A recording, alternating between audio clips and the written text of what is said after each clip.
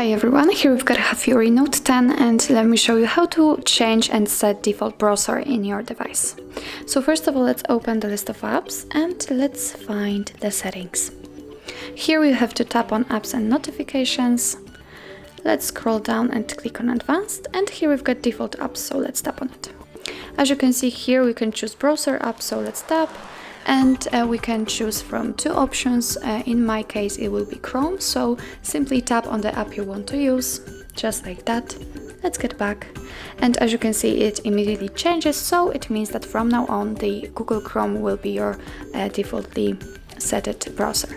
So that's all. This is how to set default browser in your HAFURY Note 10.